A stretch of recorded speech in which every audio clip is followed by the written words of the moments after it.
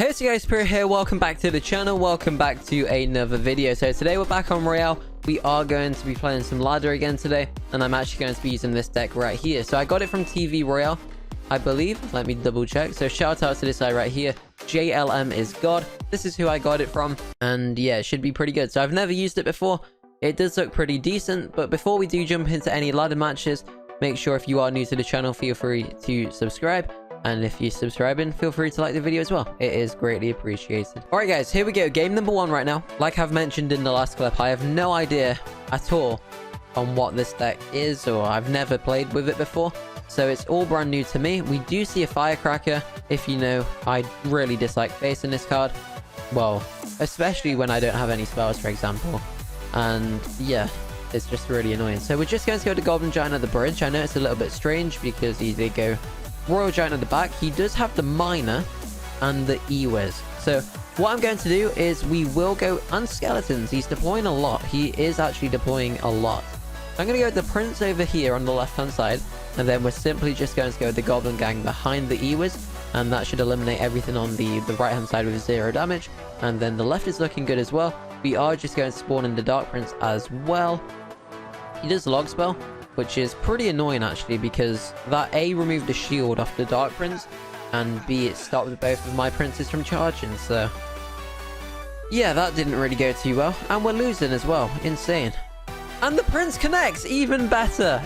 What a game. Wow, what a game this is. Wow, what a game, what a start. Wow. Okay, so yeah, all right.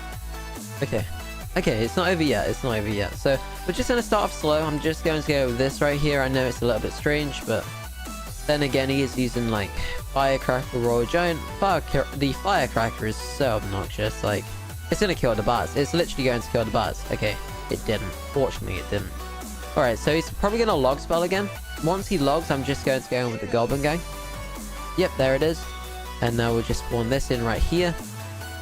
Hopefully the Prince can take out the enemy Prince fairly soon. We do see an E-Wiz, but we... Really? Okay. Like, I don't know. Sometimes on this game, like, whatever you do, you just hit into a wall. And I just feel like this is going to be one of the games. Of course he's got the log. Like, who uses a log in 2020? Well, pretty much everyone does, but... You know what I mean. Alright, so we're just going to Firecracker her. Fireball her, because she's really annoying. And then I'm just going to...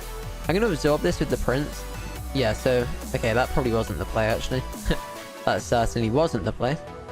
Right, so deployment lag saved me a little bit right there, which is kind of helpful. I'm just going to use the spells right here. I'm going to try and fireball with a Firecracker again, just to pretty much take her out in a timely... As quick as possible, basically. So, we'll go in with this. He's probably going to log spell. If he's smart, he would log. Nope, never mind. And now we're just going to go with the Goblin Giant one more time. We're just going to keep spamming the Goblin Giant. All we have to really do is just get it to the Arena Tower. And then hopefully you can hit the Arena Tower twice, which you should be able to do. One shot and... Really? That just sums that entire game up. That literally...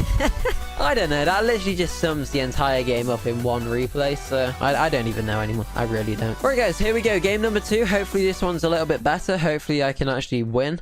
Like I've said before, you're probably best off going Giant double Goblin Giant double Prince at the same time. I should have probably watched the replay first. Why is everyone using Prince? Why is everyone using Prince now? Like, what even is this? Legit, why is everybody using the Prince? No, but I have not faced the Prince, ever. I switched to Prince, and the entire world is using the Prince. We're just going all in. I'm going all in now. I'm just going to try hard to the absolute maximum. Yeah, get your Dark Prince out, buddy. That's going to do absolutely nothing. Mine should eliminate theirs. Yep, good. That's locked onto the tower. That should be pretty much taking it down to about 600. Yep, 675. Looking really good right now. We're just going to allow the barb to do its thing. And then I'm just going to go with the Goblin Gang at the bridge.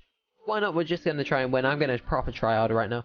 We see Skeleton Dragons from the opponent right there. That's absolutely fine.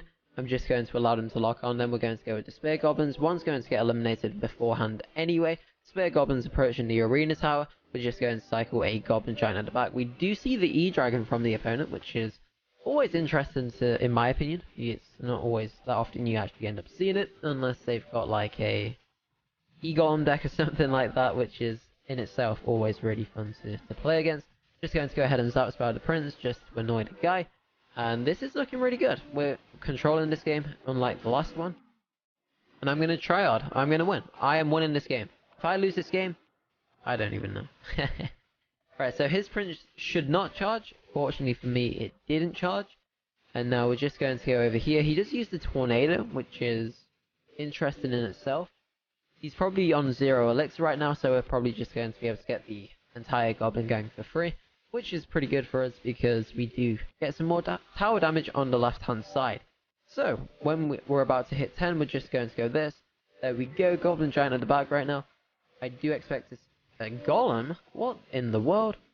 Okay, this is interesting. I didn't really expect to see the golem right there, to be honest. And night witch. Wow. Okay. Okay, I did not expect this at all. I didn't really expect. I know I've missed the tower, but that was more on purpose, to be honest. It doesn't die to fireball zap. Okay, that's fine. Right, so my only concern now is the E-Dragon. All I want to really do is just eliminate the E-Dragon. Come on, please. Please. Okay, good. Alright, good. That was a good defense. I'll take that. I will take that. So we eliminated the E-Dragon pretty easily. No, like, threat from it at all.